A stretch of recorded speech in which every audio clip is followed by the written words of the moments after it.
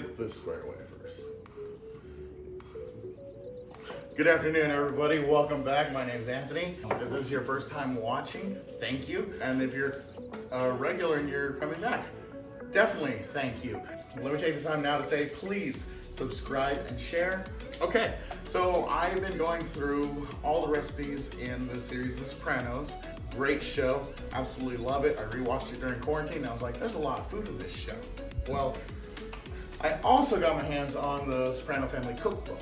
And although not all the recipes are in the show, I feel like you can take some creative liberty. So today we're doing Biscotti Regina, Queen's cookie, basically, in a way you could say it. And it's not listed in this episode that I'm basing it off of, but in the episode, Polly and Big Pussy, they go to a Starbucks looking for a guy. It's not just a money, it's a pride thing. All our food, pizza, calzone, buffalo mozzarella, olive oil. These had nothing. They ate puzzi before we gave them the gift of our cuisine. And this sesame cookie goes great with coffee. In fact, in the cookbook, it's even shown being dipped into a cup of coffee. So I figured this is perfect. So there's a whole lot of ingredients in front of me. I gotta be honest, this is the first time I'm ever trying this recipe. It is live on tape in front of you. And just looking at it, reading it, it kind of to me seems like one of those recipes that's totally gonna be worth it in the end, but just seems like a pain in the ass to do. But whatever, we're here now, I already got the stuff, so let's dive in, right? It's gonna take a whole lot of all-purpose flour, some sesame seeds. It looks like there's nothing in this, but it's actually a shallow bowl with milk in it. Sugar, baking powder, a little bit of salt, softened butter, chopped up into pieces. That's pretty key. I talk all the time about how recipes are suggestions when it comes to cooking. When it comes to baking, on the other hand, nah, you have to follow that exact, because baking is a science. Cooking, that's just following your nose like in Ratatouille. We got 2 eggs, some vanilla extract. A little bit goes a long way, but please keep 2 in the recipe. And we got some orange zest, which I freshly grated off of orange right before starting off all the cameras. And a golf ball. Yeah, a golf ball. Just hear me out, okay? It'll make sense later, okay? So, okay. It's a hot spring day and the oven's on. So normally I drink a red. Today I'm drinking a nice, crisp, refreshing pineapple wine from Stella Rosa and the Rivoli family. They're not paying me to say that yet. Hopefully they will. Okay, we got the mixing bowl. I'm gonna take it out here. And we're gonna start with some dry ingredients. These 2 are just gonna kinda hang out over here, just not minding anybody's business and nobody's gonna get in theirs. So we take all the flour. Don't spill everywhere, don't spill everywhere. Got the flour in there. Other dry ingredient of sugar and salt and baking powder. I decided to save a bowl and put these 2 in together since they go in at the same time. Now we're going to put it in our electric mixer. I'm gonna go ahead and I'm gonna use the whisk. Our recipe last week specified the whisk setting, and this one didn't specify, but I already had this out from last week, so there we go.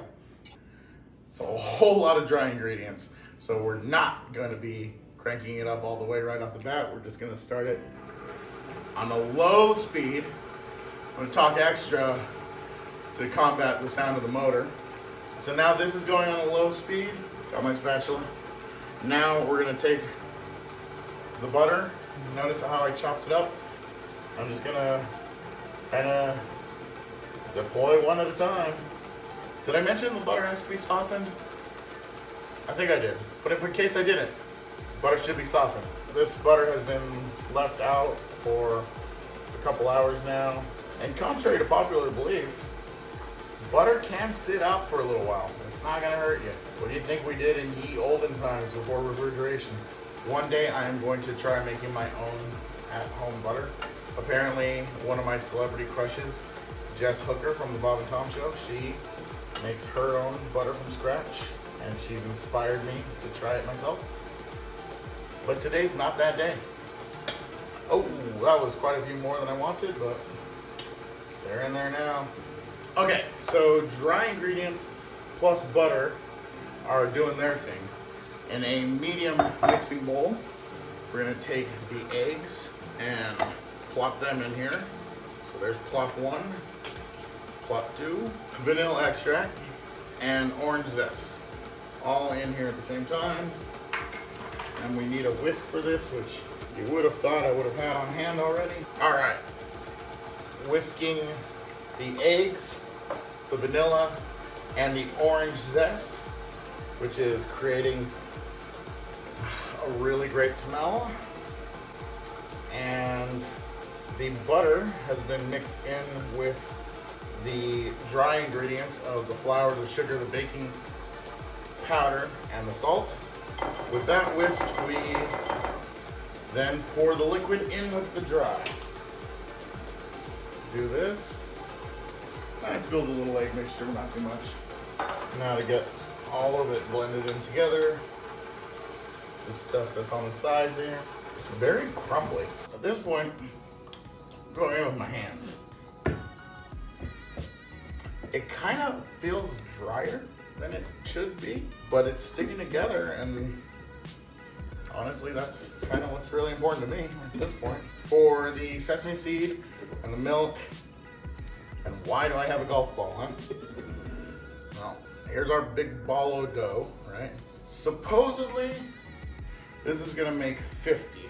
I don't know if I trust that quite yet. I'm gonna take another bowl here. I'm gonna put in some of the sesame seeds. And you're thinking to yourself that this is basically gonna be like a breading chicken process. You're right. So it says to take a golf ball sized piece of dough. There we go. Here's my little comparison. I'm pretty close. Okay. You roll this out. That is 2 rolled out. You want it to be about 2.5 inches long, about 3/4 diameter. So, sort of like my fat thumb in a way. Okay. And then we roll it in the milk, and then we roll it in the sesame seed. And there we go, there's log 1.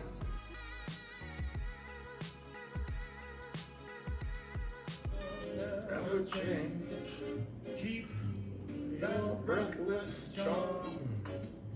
Don't you please arrange it, 'cause I love you just the way you look tonight.